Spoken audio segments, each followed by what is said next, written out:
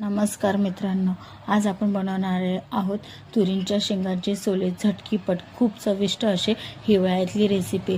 तुम्हाला नक्कीच आवडेल। अशा घरगुती रेसिपीसाठी माझ्या चॅनलला फॉलो करा, सबस्क्राइब करा, बेल आयकॉन बटन दाबायला विसरू नका। आता साहित्य: तुरीचे सोले, लसूण, कोथिंबीर, जिरं, लसूण आणि हिरव्या मिरच्या आपल्या आवडीनुसार। तवा गरम करून घेतला, त्यावरती सोले व्यवस्थितपणे भाजून घेतले। आता सोबतच हिरव्या मिरच्याही व्यवस्थित भाजून घ्यायच्या आणि हे दोन्ही मिरची व सोले थंड होईपर्यंत वाट बघायची। त्यामध्ये 5 ते 6 लसणाच्या पाकळ्या ॲड करायच्या आणि मिक्सरला पेस्ट चांगल्या प्रकारे पेस्ट करून घ्यायची मऊसर।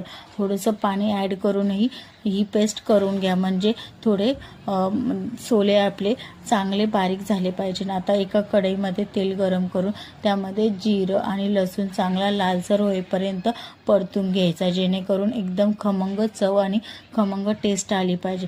मसाला आपण जो काही वाटण केलं होतं सोल्यांचं ते व्यवस्थित नीट मिक्स करून घ्यायचं, जेणेकरून आपल्या सोल्यांची टेस्ट अजून छान लागेल।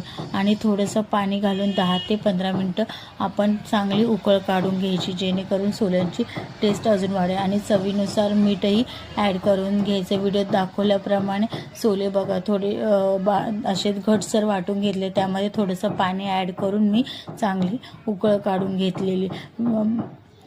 तुम्ही बघू शकता किती छान कलर आलेला आहे। बघा मित्रांनो, आपल्याला तुरीच्या शेंगांचे सोले तयार आहे। पोळी किंवा भाकरी सोबतही खूप छान लागतात। धन्यवाद।